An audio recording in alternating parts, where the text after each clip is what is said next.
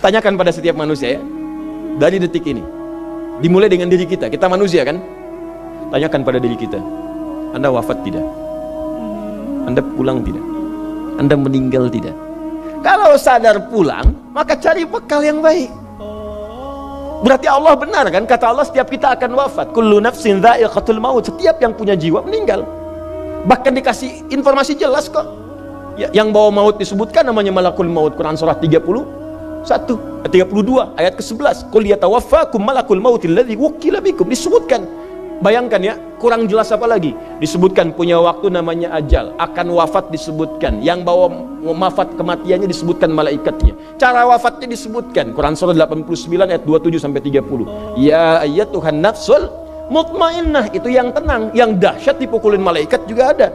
Ya, Quran surah 8 ayat 50 itu ada sambil dipukulin malaikat. Ya. Maaf teman-teman sekalian, ini sudah jelas semuanya. Jadi aneh manusia itu. Sudah tahu akan meninggal, tahu ada kenikmatan, ada siksaan, tahu ada surga, ada neraka, tahu ada kenikmatan kubur, ada siksa kubur. Kenapa masih main-main juga? Kenapa nggak dimanfaatkan? Dan dia tahu ada yang menyolatkan, ada yang disolatkan. Apa nggak sempat terfikir ketika Anda wafat, siapa yang menyolatkan? Bukankah yang paling indah yang menyolatkan orang yang selama ini kita rawat? Anak yang pernah dikandung, diberikan ASI, dirawat-rawat. Anda menyiapkan apa gitu? Kita menyiapkan apa? Sayang-sayang investasi keluar banyak, ketika wafat gak bisa berlaku apapun. Bahkan ada yang sebelum wafat pun sudah dibuang dari keluarganya.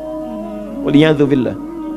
Nah, sekarang dari sekian kegiatan aktivitas kita, berapa yang sudah punya nilai di mata Allah menjadi amal saleh? Sekarang kita ukur. Ya, sekarang kita ukur. Pelan-pelan sebentar ya. Ini rata-rata usia berapa tahun?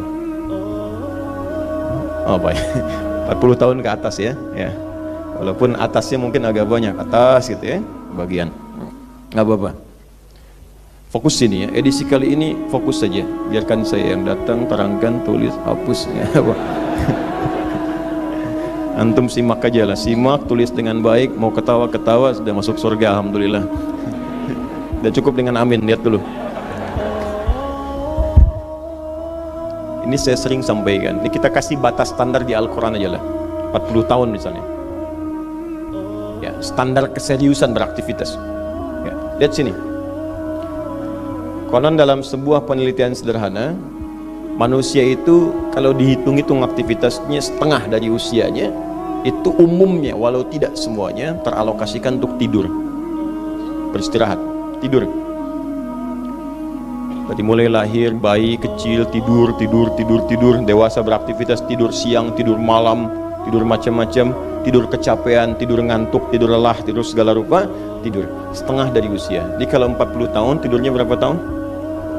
20 tahun. Baik. Sisanya beraktivitas, ya. Nah, itu berapa tahun? 20 tahun. Jadi di sini kalau kita hitung, ya kalau beriman, alhamdulillah kita sholatnya, puasanya, baca Qurannya, tapi juga kerjanya, tertawanya, candanya, macam-macamnya 20 tahun. Dari 20 tahun ini, berapa yang jadi aktivitas ibadah? Yang jadi ibadah berapa? Ya, jangan terlalu pesimis ya, ambil 10 tahun misalnya. 10 tahun ibadah. Nah, jadi di sini adalah sholatnya, baca Qurannya, puasanya, dan sebagainya, sedekahnya, infaknya. Apakah semua ibadah itu langsung diterima? Belum tentu. Syaratnya ikhlas. Wa ma umiru illa liya'budullaha mukhlishina lahuddin. Quran surah 98 ayat 5. Pertanyaannya, dari ibadah yang kurang lebih 10 tahun ini, berapa tahun yang ikhlas? Ya ambillah tengah-tengahnya 5 misalnya kan. 5 tahun. Ini yang ikhlas, insyaallah. Yang ikhlas kurang lebih 5 tahun. Jadi usia 40 tahun ini yang produktif amalan yang kurang lebih harapan kita diterima oleh Allah insyaallah 5 tahun. Dosanya berapa tahun?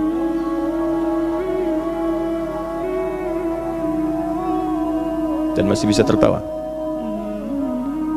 Dan masih mengharap surga. Masih ingin ke surga Firdaus.